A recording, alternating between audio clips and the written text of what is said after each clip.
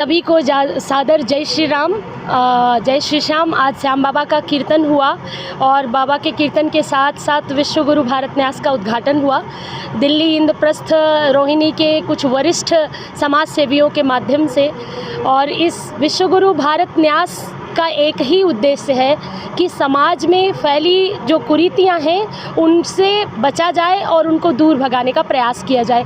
जैसे विघटित होते परिवार, हम दो हमारे एक, जाति धर्म भाषा प्रांत में बटा हुआ भारत, ये सब मिटा करके हम अखंड भारत की कल्पना अगर करते हैं तो सबसे पहले हमें अपनी भाषा, स्वदेशी भाषा, स्वदेशी भोजन, स्वदेशी वेशभूषा को अपनाना होगा।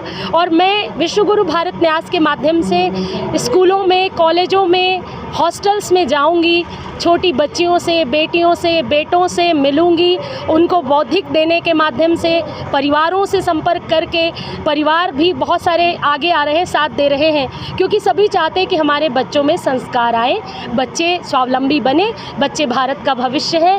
तो मेरा जो मूल उद्देश्य है, जो विश्व गुरु भारत न्यास का जो फोकस रहेगा, वो नन्हे बच्चे, छोटे बच्चे, बेटियां, उनके भीतर संस्कारों का रोपण, बड़े बुजुर्गों की छत्र छाया में वो रहें, मोबाइल की दुनिया से, गैजेट से बाहर निकलें, आउटडोर गेम्स में भी वो रुचि दिखाएं और अपनी भाषा शैली को, अपनी जीवन पद्धति को, अपनी दिनचर्या को ठीक करके सनातन संस्कृति का संवर्धन करें। यही उद्देश्य है। श्याम बाबा का संकीर्तन का उद्देश्य यही था कि दिल्ली में श्याम प्रेमी बहुत हो गए हैं और जिस प्रकार से श्याम बाबा ने त्याग किया था, त्याग का परिचय है, वो अपना सर्वस्व न्यौछावर कर दिया, यहाँ तक कि श्री कृष्ण के कार्य को सफल बनाने के लिए अपने शीश का भी दान दे दिया। और शीश का दान देने के कारण भगवान श्री कृष्ण ने द्वापर युग में उनको वचन दिया कि कलयुग में तुम मेरे ही नाम से जाने जाओगे। इसीलिए उनको जो बर्बरीक थे, जो पांडवों के वंशज थे, वो श्याम बाबा के नाम से प्रसिद्ध हुए। और सभी जो भी श्याम बाबा के चरणों में जाते हैं उनकी लगभग समस्त मनोकामनाएं पूर्ण होती हैं। और दिल्ली इंद्रप्रस्थ में श्याम प्रेमी बहुत है, श्याम भक्त बहुत है। तो श्याम बाबा की ज्योति प्रचंड करके इससे प्रारंभ किया गया है कार्य का, ताकि जन जन में जागरूकता आए और श्याम बाबा के भजनों के माध्यम से उनके भीतर भक्ति का स्थायित्व आए, उनके हृदय में भक्ति जागृत हो, ये संदेश दिया। आप संस्थान की न्यास की संस्थापिका अध्यक्षा है, कितनी लंबी ऊंचाई पे ले जाने का संकल्प है? मेरा उद्देश्य है कि मेरा भारत फिर से विश्व गुरु बने। और मैं तो यही कहूँगी, इस भारत में तमाम संस्कृतियों का संगम है, तमाम जाति पाति भाषा धर्म संप्रदाय से युक्त, ये संगम से युक्त हमारा देश है। परंतु संगम भी पवित्र माना जाता है यदि वो सनातन के साथ जोड़ दिया जाता है। किन्हीं तीन नदियों का मिलन हो तो संगम कहलाता है। तो हमारे भारत में भी बहुत प्रकार की भाषा, बहुत प्रकार की स्थानीय आंचलिक भाषाएँ हैं, परंतु हमारे भारत का मूल जो है, जो भारत का अस्तित्व है, जो भारत नैतिक मूल्यों में बसता है, जो भारत वैदिक संस्कृति का संवाहक रहा है, जो भारत सदैव से सनातन की बात कही गई। और मैं सनातन की प्रचारिका हूँ।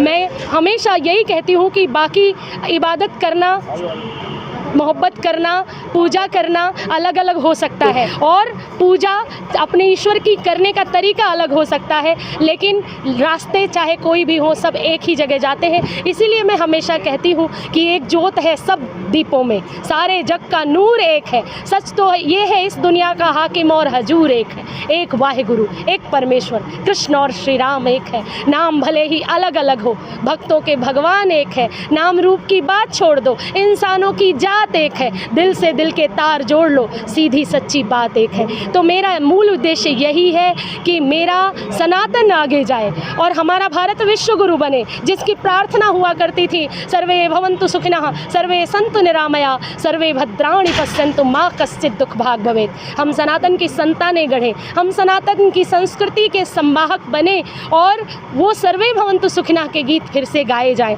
सब सुखी हो, सब निरोगी हो, फूट डालो और राज करो, ये हमारा संदेश नहीं है। हमारा संदेश तो है कि दिल से दिल के तार जोड़ लो, सीधी सच्ची बात एक है। संगच्छध्वम संवदध्वम समो मनांसि जानिताम देवा भागे यथा पूर्वे संजाना नाम उपासते। वैदिक संस्कृति को अपनाएं, संस्कृति का संवर्धन और संरक्षण हो, भारतीयों में संस्कार हो, युवाओं में गिरते हुए नैतिक मूल्यों का पोषण हो। बस मेरी यही इच्छा है, हमारे भारत का युवा पूज्य स्वामी विवेकानंद जी के पद चिन्हों पर चले, हमारे भारत का नन्हा बालक बाल सेनानी बने तो बात बन जाएगी। सभी को जय श्री राम। आप भी साथ दीजिए और इस संरचना में अपनी एक आहुति अवश्य दीजिए। ये विश्व गुरु भारत न्यास का आज उद्घाटन है और हमने इस न्यास को इसलिए सोचा कि ये जो देश में जो कुरीतियाँ हैं, जो हम पाश्चात्य सभ्यता की तरफ हमारे युवा बढ़ रहे हैं, उनको किसी तरीके से उससे अपनी भारतीय संस्कृति से विमुख होकर जो पाश्चात्य में जा रहे हैं कि उनको वापसी लाएं। ये हमारा उद्देश्य है कि जितने भी युवा हैं वो जो पथ में भटक रहे हैं सिर्फ पाश्चात्य की वजह से, हम उस चीज़ को जो भी समाज के लिए हम वापसी कर सकें उसके लिए हमने ये न्यास की। 21वीं सदी में जहाँ भारत आज साइंस की ओर अग्रसर कर रहा है, ऐसे में आध्यात्म की ओर जुड़ना कितना चुनौतीपूर्ण रहेगा इस संगठन के? देखिए, अभी ये सभी विश्व में ये भ्रांति है कि हम साइंस के युग में आध्यात्मिक साथ नहीं हो सकता। ये आध्यात्म से ही निकला हुआ विज्ञान है।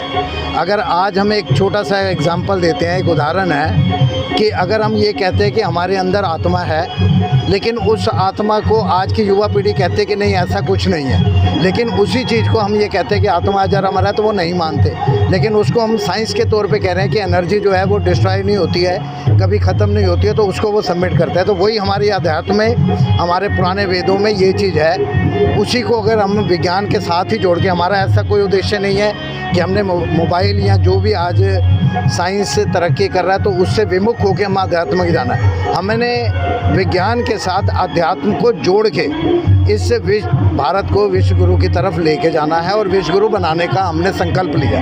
मैं तो सबसे पहले तो संस्था के जितने पदाधिकारी हैं उनको बधाई देता हूँ। इतनी सुंदर सोच के साथ ये कार्यक्रम आयोजित किया है। जो भारतीय संस्कृति है उसका जितना भी हम प्रचार पर, क्योंकि हमें लौटना तो उसी पे पड़ेगा वापसी में, उसके लिए इतने अच्छे सुंदर कार्यक्रम के माध्यम से अगर प्रचार किया जाए, इसके लिए पूरी संस्था के पदाधिकारी बहुत बहुत बधाई के पात्र हैं। और उम्मीद करता हूँ कि आने वाले समय में ये लोग बहुत कुछ संस्था के माध्यम से समाज के सुधार के कार्य करेंगे।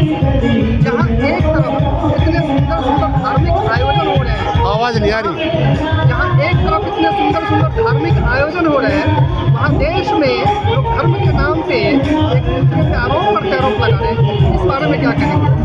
ये तो देखो पुरातन संस्कृति है। आप कोई भी काम करेंगे आरोप प्रत्यारोप तो आप पर लगेंगे, लेकिन काम करने वाले ना पीछे मुड़ कर नहीं देखते हैं, वो हमेशा आगे बढ़ते हैं। और जिनकी नीयत ठीक होगी, सोच ठीक होगी और ध्येय ठीक होगा, वो निश्चित तौर पर कामयाब होंगे।